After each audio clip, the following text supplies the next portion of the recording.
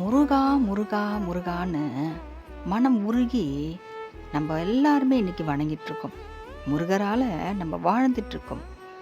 ஒவ்வொரு நாளும் ஒவ்வொரு கணமும் முருகர் நம்மளை காப்பாற்றிக்கிட்டே இருக்கார்.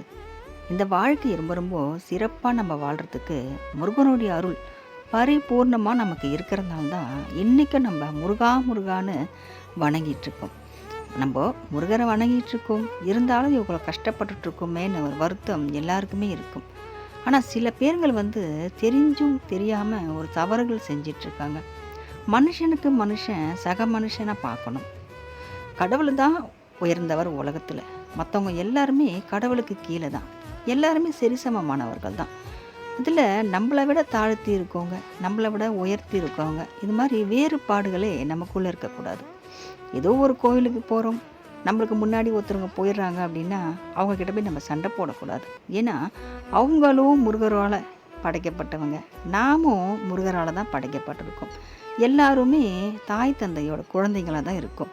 அப்போது ஒரு குழந்தைக்கு பிரச்சனைனா இன்னொரு குழந்தை ஏதாவது ஒன்று சொல்லிச்சின்னா அப்போ 2 குழந்தைங்களையும் தான் பார்ப்பாங்க கடவுள். ஒருத்தருக்கு ஒருத்தர் நம்ம சரிசமமானவர்கள், சமமானவர்கள். இதில் என்ன நம்ம ஏற்றம் தாழ்வுகள் இருக்குது? நிறைய பேர் மனுஷனோட மனசுங்களை புரிஞ்சிக்கிறதே இல்லை. ஏதாவது மனசுங்க வர மாதிரி பேசுறது, கஷ்டப்படுத்துறது, காயப்படுத்துறது, இது மாதிரிலாம் பண்ணவே கூடாது. முருகர் பக்தர்களாக இருந்தால் நிச்சயமாக பண்ணவே மாட்டாங்க. ஏன்னா முன்னாடி பண்ணியிருக்கலாம். முருகனை வணங்க ஆரம்பிச்சிட்டா அதுக்கப்புறம் எல்லாமே பண்ண மாட்டாங்க. ஏன்னா அவங்களுக்கு அந்த ஞானம் வந்துடும். முருகர் அந்த நிதானத்தை கொடுத்துருவார், நல்ல ஒரு அறிவுத்திறனை நமக்கு கொடுத்துருவார். முதல்ல நமக்கு பொறுமையை கொடுப்பார், சகிப்பு தன்மையை கொடுப்பார், புரிய வைப்பார். வாழ்க்கைனா இதுதான் வாழ்க்கை. எல்லாரையும் மதிக்கணும். நம்மளை விட யாரும் உயர்ந்தவங்களும் கிடையாது, நம்மளை விட யாரும் தாழ்ந்தவங்களும் கிடையாது. எல்லாருமே பூமிக்கு தான் வந்திருக்கோம், பிறந்திருக்கோம். இன்றைக்கி முருகன் அருளால் வாழ்ந்துட்டுருக்கோம், இனிமேல் வாழ தான் போகிறோம்.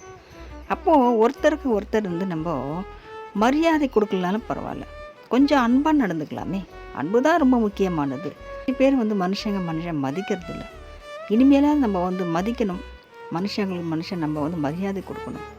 அப்போ தான் நம்ம முருகனுக்கு பிடிச்சமானவங்களாக இருப்போம். நம்மளை யார் மதித்தாலும் மதிக்கலனாலும் பரவாயில்ல, முருகர் பக்தர்களான நம்ம மதிப்போம். வெற்றிவேல் முருகனுக்கு அரோகரா.